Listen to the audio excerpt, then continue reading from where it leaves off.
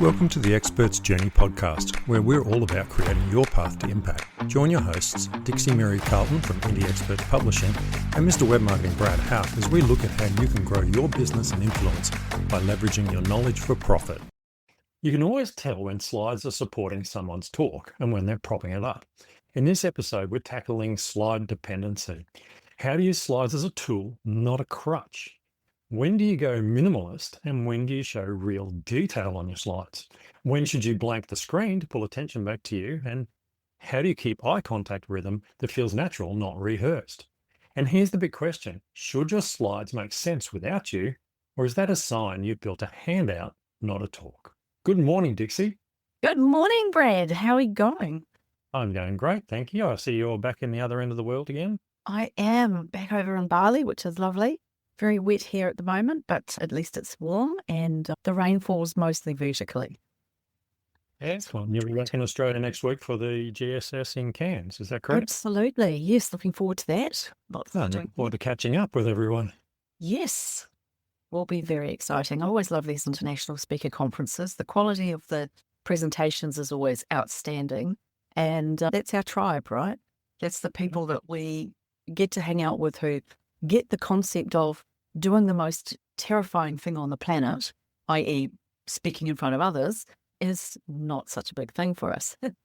Yeah, and for anyone who doesn't know what the GSS is, it's the Global Speakers Summit. It's held every 2 years around the world somewhere, and people who speak come from all over the world for the conference. There's normally between about 400 and 500 speakers there, and anyone can attend. You can buy a ticket and come and enjoy the company of other speakers. You get to make great connections and really great friends, and that really helps when you're on a speaker's journey. And the learning is amazing. And of course, we're doing a workshop the day before the conference, and there's opportunities to do these in-depth conversations and learnings and trainings of things that help us as professional experts on our experts' journey. So it's going to be a great week. I'm looking forward to it. Before we get started, just a reminder, if you're thinking about writing a book, but you're not sure how to shape your ideas, reach out to Dixie at indieexpertspublishing.com. And if you want help build your marketing with AI that actually converts, join my Authority Multiplier Mastermind at bradhouck.com. So today we're talking about slide dependency, and we see this a lot. One of the most famous things, of course, is death by PowerPoint. And we know from our experiences working in industry that it happens more than you'd like to think, where you have a meeting and someone gets up to make a presentation and then they just pump you with slides with thousands of pieces of information in tiny little writing all over them. And it's absolutely painful to watch as a person in the room. And I don't know how the person who's delivering can cope with it. So as professional speakers, that's not something that we're encouraged to do. In fact, we're taught to do the exact opposite, and that is to have a picture with no information on it and just talk over the top. So today we're going to talk about a bit of a balance, because my experience is that I've seen plenty of speakers over the years, hundreds and hundreds of them, and some speakers have a lot of information on slides, some have none, and finding the balance for yourself that works for your audience is really important. So Dixie, what do you do when you have your slides? How much information do you put on them? Hundreds of words? Oh, no. And it's an interesting conversation to have, because I personally have struggled for years with the whole concept of, are my slides good enough? Oh my God, my slides aren't good enough. And I'm one of these people who will, right up to the 11th hour, or maybe even the 2 minutes to midnight hour, still be making adjustments on my slideshows. I do tend to now have very little on my slides. I prefer to have something where, should the worst case scenario come about, that the tech fails or that there's no power or something goes terribly wrong, that I can get through my presentation without having anything more than just a couple of bullet points that I can refer to if I need to, that might be hidden away somewhere. But I do tend to err on the side of not having too much information, mainly just a picture or two. And someone said to me years ago, if you've got more than, I think it was 2 slides per minute, you've overdone it. And so I've always been really cautious about the number of slides. And I've watched what other people do on stages, both professional speakers and industry leaders, and what they do well and what they don't. So I'm constantly learning from the audience perspective as well. Yeah, absolutely. I think from my perspective, I start out with a slide deck that has a lot of words on it, Mm. and then I practice. And then as I practice, I remove the words. So for Okay. me, it's a learning tool. So I'm still able to have that information on there. Like most speakers, I'll go through my presentation 10 or 15 times before I actually get on stage. Mm. As I go through those practices, I will pull slides out. So in the end, I want some words on there that are designed to prompt me, for example. So if I have a story, I might just have 3 words that gives me the introduction to a story with a picture. So I'm currently working on my slide deck for cans where I'm speaking on AI, and I have a picture of me on the fireground and it says replace yourself. And there's no other words on there. So I'm basically using that as a prompt to help me remember, oh, I need to talk about as a firefighter. One of the first things I need to do is actually replace myself in a crew because I get pulled off to run the fires. And so one of the tools I'm talking about is like that. So it's my lead into the tool that I'm going to talk about. But then the next slide has heaps and heaps of information on it because I haven't pulled all that information off yet because I'm still practicing it. So when I get on stage, I like to end up with some slides with just a picture and some slides that have information on them. But it will depend on whether I'm talking technical stuff where I'll be giving examples of websites people can use in my talk.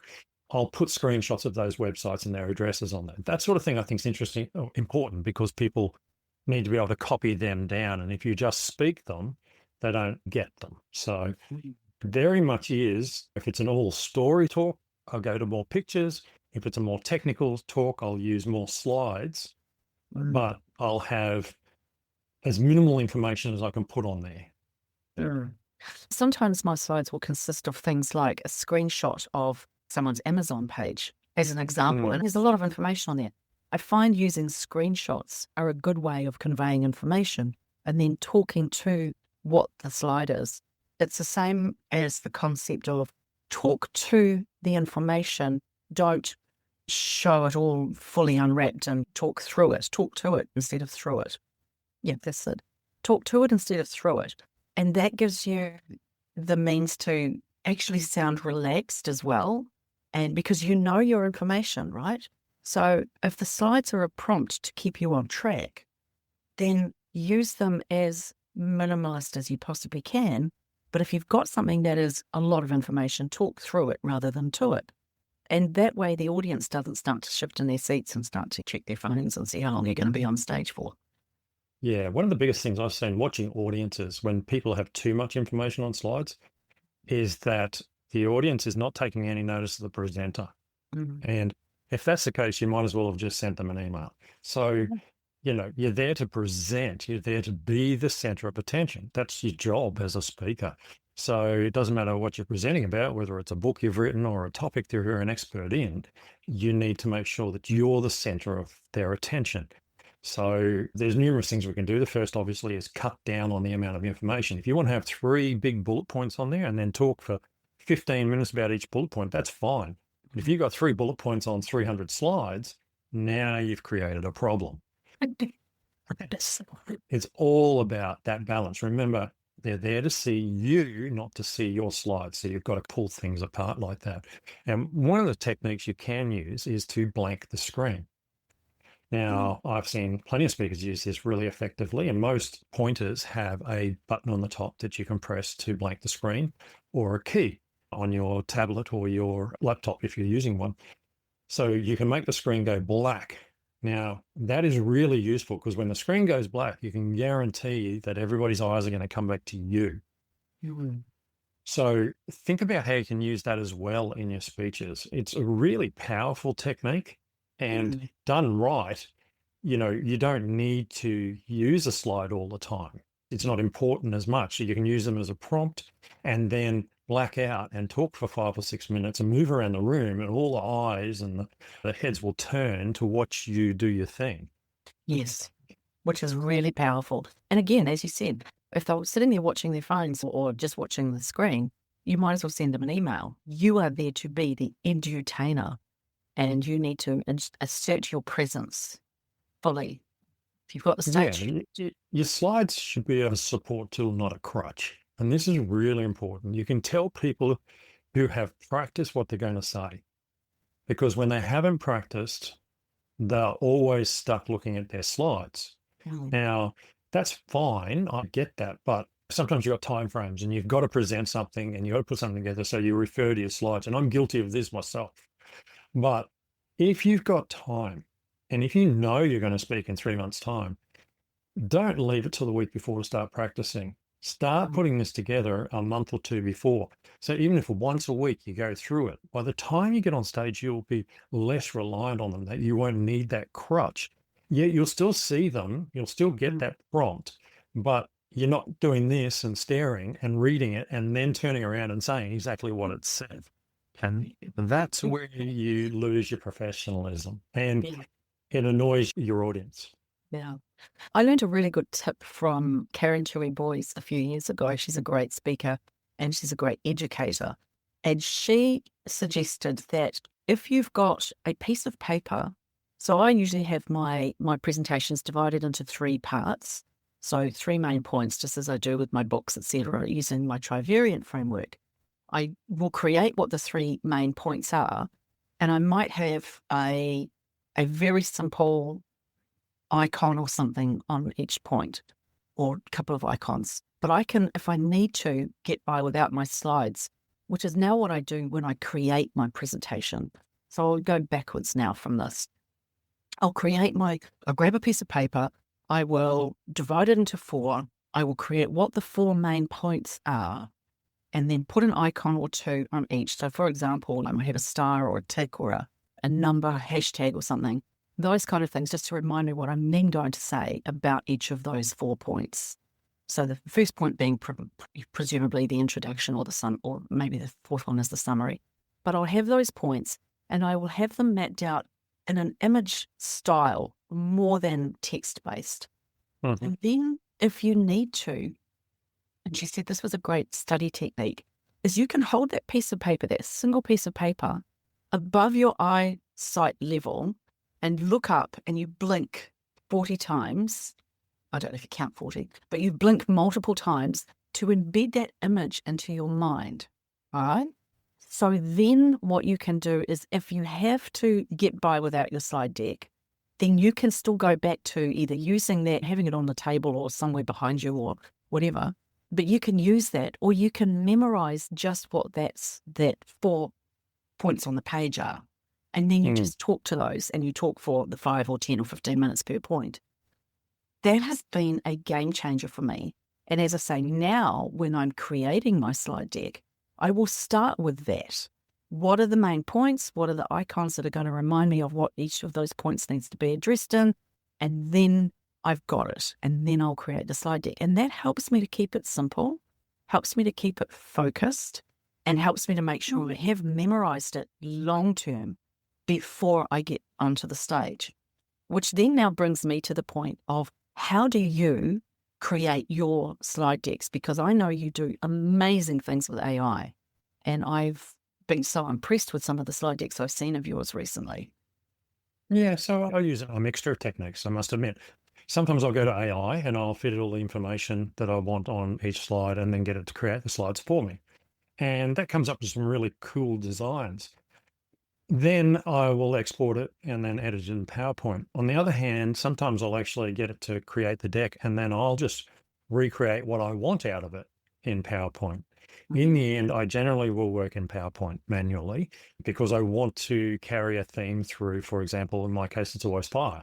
So I want to carry that theme through. So in my latest presentation, I actually have an animated embers down one side of the page and the information on the other side of the page. And so for me, it's all about carrying my brand through my presentation and having everything I want on the slide as well. But the biggest problem I have using AI at the moment is the fact that it can be a little bit inconsistent. So you have to pull it apart. And on the other hand, it tends to write PowerPoints the way you would present if you're in an office rather than as a professional speaker at a conference. So it's really good for ideas. It's really good for backgrounds and styling. Really takes you out of your comfort zone, which I think is great. But in the end, I'll sit down and I'll manually create them. But being a technical person, my slide deck, so the way I do things is different to you. So if I was talking on leadership, that style of laying out a presentation would work really well for me because it's more about the stories and the information. But when I'm doing something like I'm doing in CAMS, where I'm talking about 5 AI business opportunities you can create off the back of your speaking, I'm talking more technical. I'm talking about 5 different business opportunities, basically.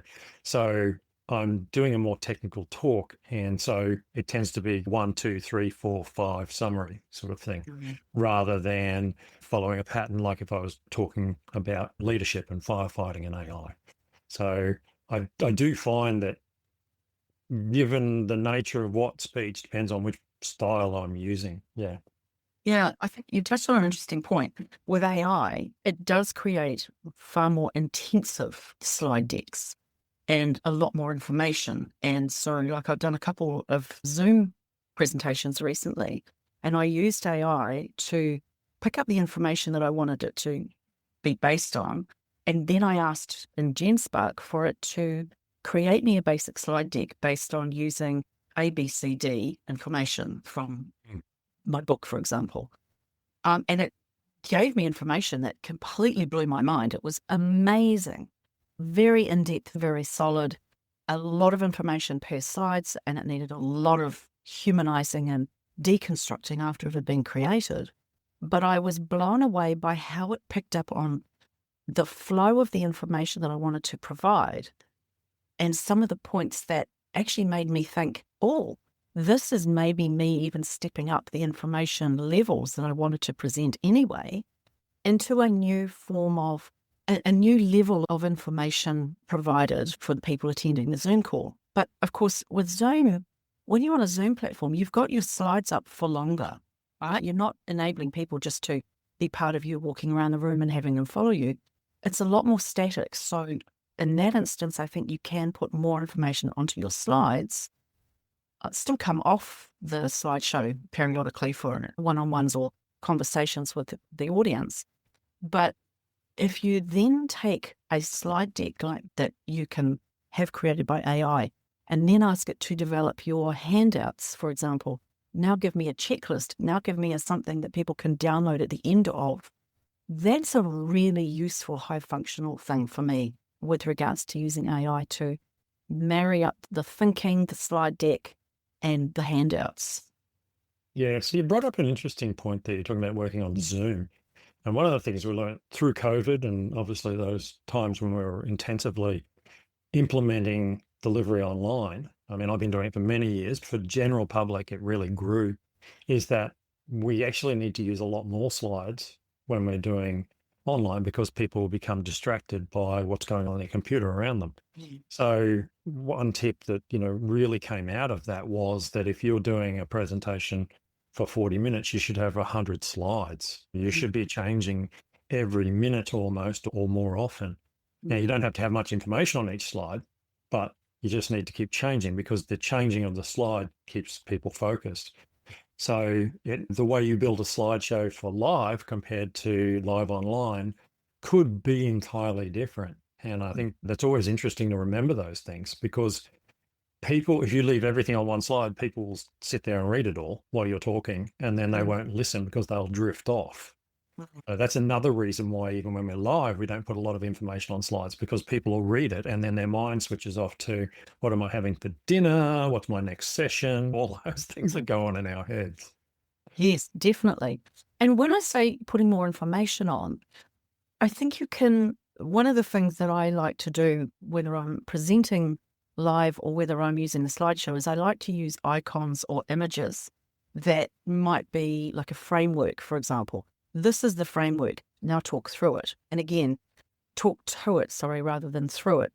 You might have something that here's, let's say, a leadership presentation. Here's the ladder. Here's the colors. Here's the stickman going up the ladder. You can recreate that on a whiteboard. You can recreate that simply on a flip chart, but you can do it more sophisticatedly sophisticatedly, is that a real word? Sophisticatedly by using your slide decks, right? And using PowerPoint or Canva and all of those things. But you can then put more information around that on a slide. So I'm not Mhm. talking about putting a lot more text, but you can do a lot more with your images. You can pad out the interest factor on a one slide if you're using Zoom, I think. Yeah, absolutely. So a question I've got written here is, should your slides work without you? And I think this is a really good one because you'll often give a presentation and someone will say, oh, can I get a copy of your slides, please? And I'm happy to do that. So I've already prepared a page for the GSS where people can download this presentation because it is a technical sort of presentation and there's links and stuff like that in there. I feel like it's important. But on the other hand, if I do something on leadership and firefighting, it'll be mainly stories. And on the slides will be the main points. So if I give you the slides, you're going to get the main points, but that's it. You're not going to get all of the stories and everything goes on with it.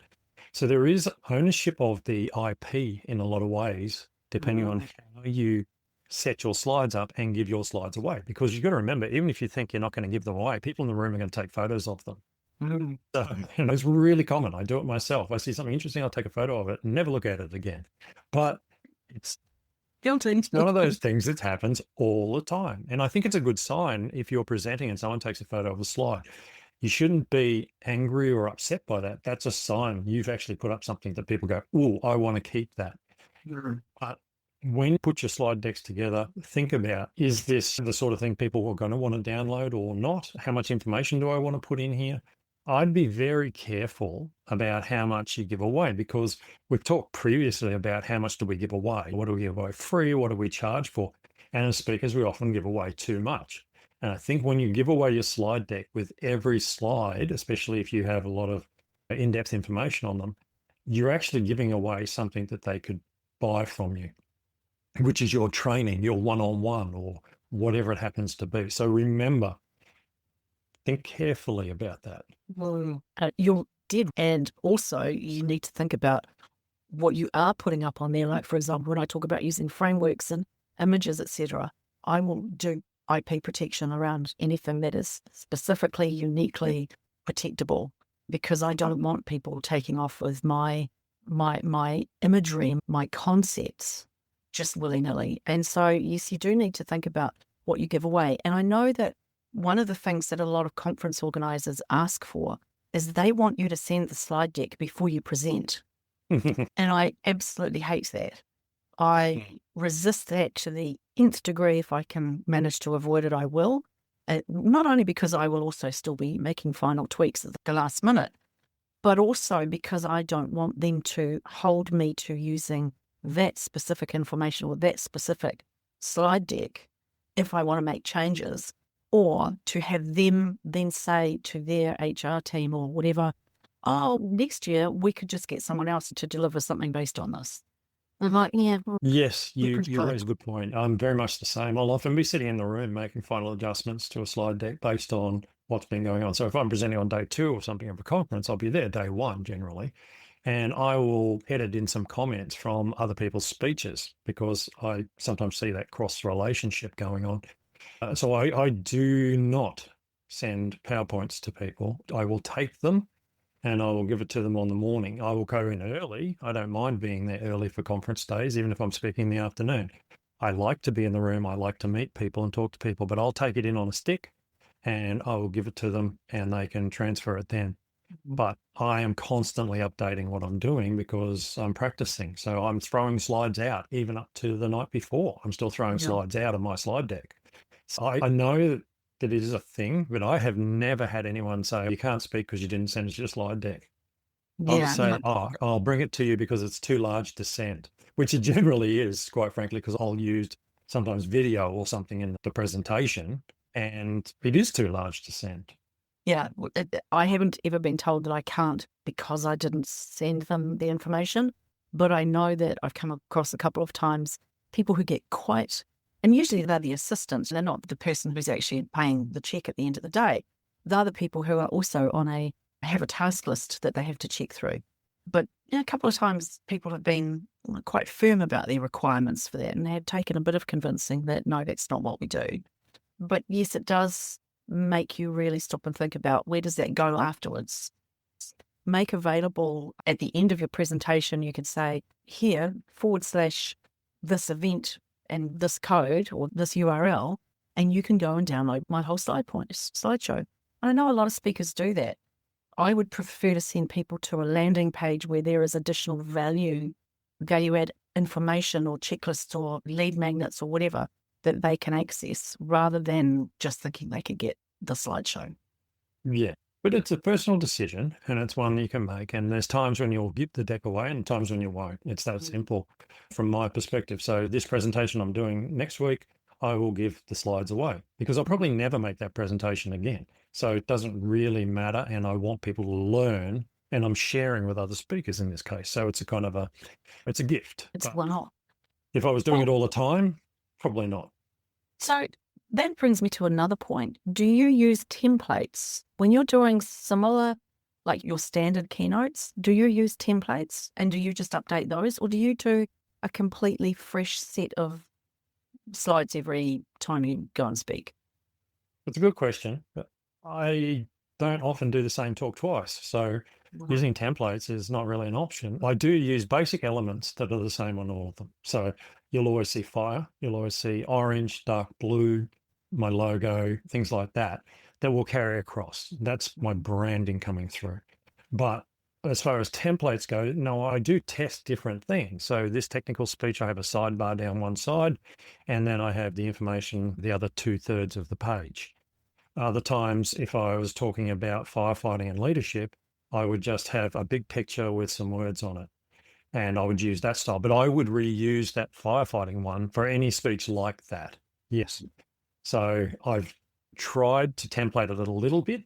And as I said, certain types of speeches I do, and others I'm using something a little bit more open to change. What I've noticed is that some companies will offer to do a professional slide deck for you. Like, we run an author services company, so we are periodically asked to do that for our authors. But often there's so much personalization that needs to go into it that it's not always a very successful thing to rely on someone else to do it for you. So what we've found, for example, is put the basics up there, but you really have to, as a professional speaker, get good at doing this yourself. You know, you can't really outsource this to any great degree. You can get someone else like us to, for example, just do the templated backgrounds or the style sheets or whatever for it. But then you, the speaker, really have to get good at doing this.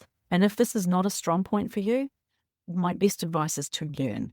You know, like, I've spent years second guessing my slide decks, but I've had to learn how to get good at using PowerPoint. And it's not my favorite thing to do, and it stresses me out, but it would stress me out more to give this to somebody else to try and do for me and have them be able to do a job that I was satisfied with. So I think this is one of those tools of the trade that we have to get really up close and comfortable with, regardless of how we might feel about our abilities. By all means, put the information into something and get someone else to pretty up the pages, but you have to take responsibility for this part of what you do. Yeah, I think there's an opportunity to make your slide decks amazing. And there is an opportunity to bring in professional designers to do that. And I generally see that where you have a keynote that you do on a regular basis. So you've done it a couple of times, probably 10 or 15 times. You've got your slide deck built. You know exactly, what slides need to be in there. Then if you can go to a company that does professional PowerPoint design and branding, they can then make it look like $1 million. So Keith Abrams does this. His stuff is incredibly good. He has a team that has worked with him for many years across his business that keeps his branding consistent. And the way they do the diagrams, the fonts they use, the colors they use are all very set. And that's quite obvious. And you can see it, Taki Moore does the same thing. So there's a lot to be learned from that. But what you're looking for is to try and understand your brand and your style, and then lock it down into a repeatable template, and then use that template. And we do this on websites all the time. So it's not that hard, but the trick is to work your way to a position where you are comfortable. And if you need to go and find some examples, AI can create great examples. Alternatively, go and look at the speakers that you really love and look at how their stuff is created and think about how can I apply that in mine. But don't stress about it. in the end, if you're a great speaker, I've seen speakers and their slides give me horror stories. I have a hard time sitting in the room looking at their 2005 slide deck and with the old icons and the terrible fonts. Like, I get cold chills watching. The speakers, they're amazing. I just wish they'd go out and spend a couple of $100 to update their slide text a little bit more modern. I know they don't think it's important, but I think it actually damages their brand slightly. They're fantastic, but everybody cringes at the slides. So for a little bit of money, you could just make it so much better. But that said, as I said earlier, it comes down to the information you're delivering. So that's more important than your slides in the end. Yes. So I think that kind of brings us towards the end there, Dixie. I think we've covered a lot today. We have indeed, and a great conversation, some good points, great tips. Yes. Yeah. So, your slide deck, it's a personal thing, but our tips are keep it compact. Don't put too much information up there, and practice so that you don't need to have all that information. So you're constantly turning around using it as a crutch. Yeah. And if you do run into a technical issue on the day, make sure you're savvy enough to be able to simplify it down to a couple of bullet points that you can memorize and march on and tell the stories and provide the information without relying on a slide deck at all. Absolutely. So if this episode has you thinking about writing a book, but you're not sure how to shape your ideas, reach out to Dixie at indieexpertspublishing.com. She'll help you turn what's in your head into a clear, compelling book that builds authority. And if you're doing the work, but you're not getting enough clients, start with clarity. If you want to sharpen your positioning and build marketing with AI that actually converts, join me in my Authority Multiplier Mastermind at bradhaupt.com. Take the steps that fits where you're stuck right now, and we'll see you in the next episode.